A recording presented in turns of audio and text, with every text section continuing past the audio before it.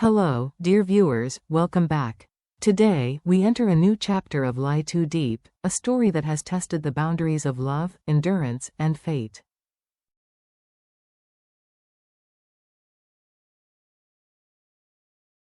In the previous episode, we witnessed perhaps the most painful moment in Diep's journey. Her breakdown, completely alone, cold and exhausted, lost somewhere in the vast and cruel forest.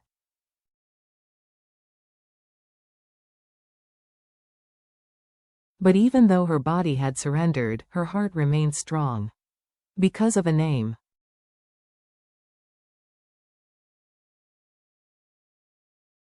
A reason. A love. James. She fought with all her might, so bravely. But her strength, as well as her body, finally gave in.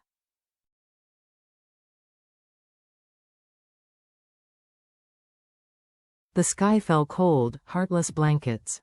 Her breath quickened, her lips whispered a name, James, a soft cry that echoed through the storm.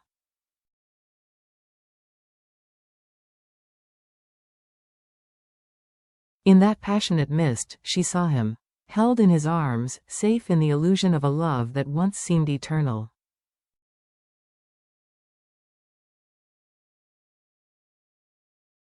And somewhere, across time and distance, James moved. A sudden, sharp unease gripped him.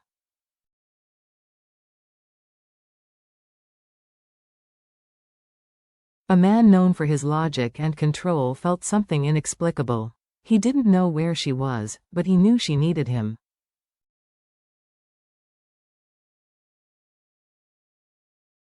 Without hesitation, he left it all behind and followed only his intuition and his love into the unknown.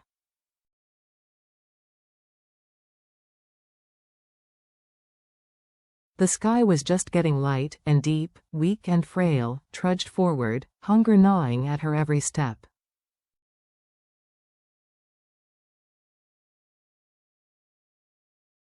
Through the mist, she saw a tree laden with crimson fruit. If the birds could eat it, then maybe I could too, she told herself.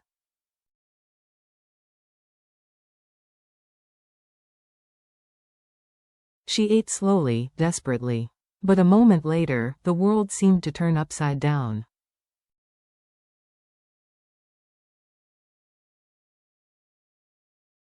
Her knees buckled, her body fell to the cold forest floor, and this time, she had no strength to stand.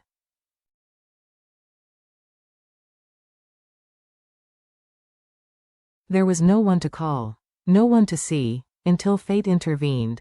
A humble woman, on her way home from the fields, found Diep, a fragile soul lying motionless on the ground.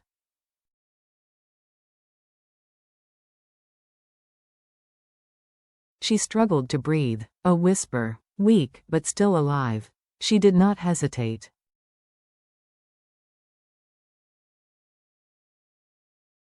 Wrapping Diep in her shawl, she lifted her onto her back and began the long journey home.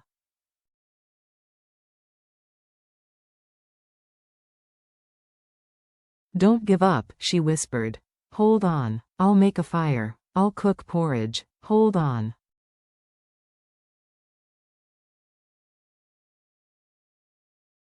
It was a moment of compassion, simple, silent, heroic.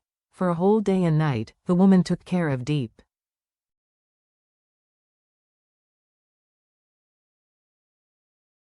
She cooked porridge, mixed herbal medicine, wiped Diep's forehead while she slept.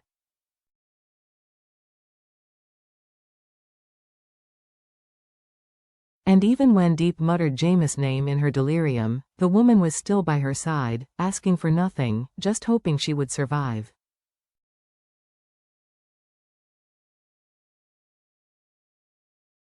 And somehow, against all odds, Diep opened her eyes, confused, weak, but still alive.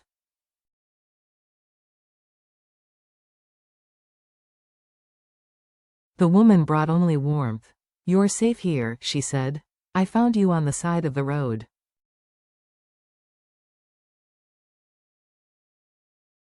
You're lucky to be alive. And Diep cried, not because of pain, but because of a deep gratitude that could not be expressed in words.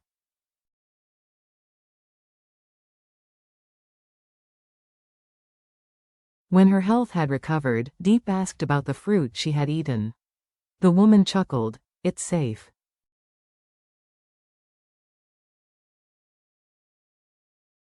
People often use it to make jam or wine. You're just too weak. And at that moment, a new thought popped into Diep's head. Could this fruit be the way forward for her?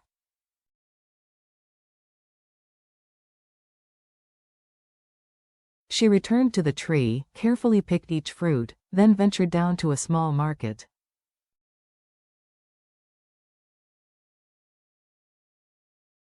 She sold most of it. It wasn't much, but it was enough. Enough to eat. Enough strength.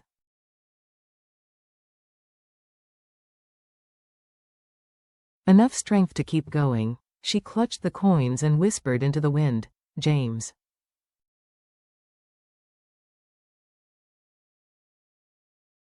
I am still coming. Wait for me. Meanwhile, James, exhausted and battered by days of searching, continued to trek across hills and valleys, knocking on doors, following rumors, chasing shadows.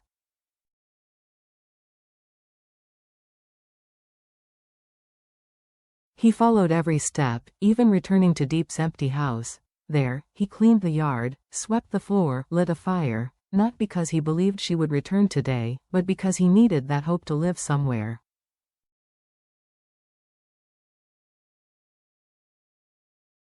He left everything just as she had wanted.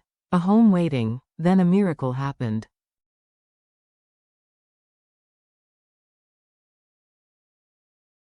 Officer Lee's team expanded the search. A local woman on the hillside recognized Diep's picture.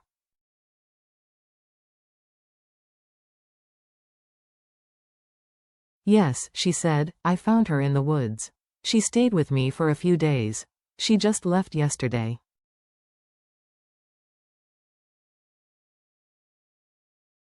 That moment was all. Officer Lee called to James. She's alive. Silence, and then, a breath.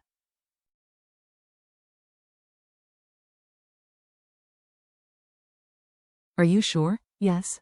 She's real. She's safe. And she just left yesterday. James didn't even prepare anything.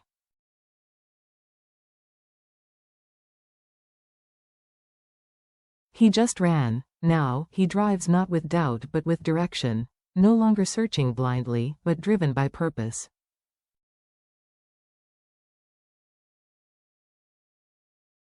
The road is still rough, the woods are still deep. But love is leading him straight to her.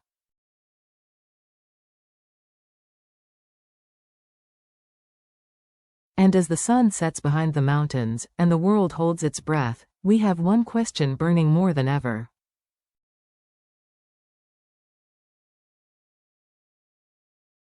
Will he find her in time? Next, tomorrow's episode promises the moment we've all been waiting for.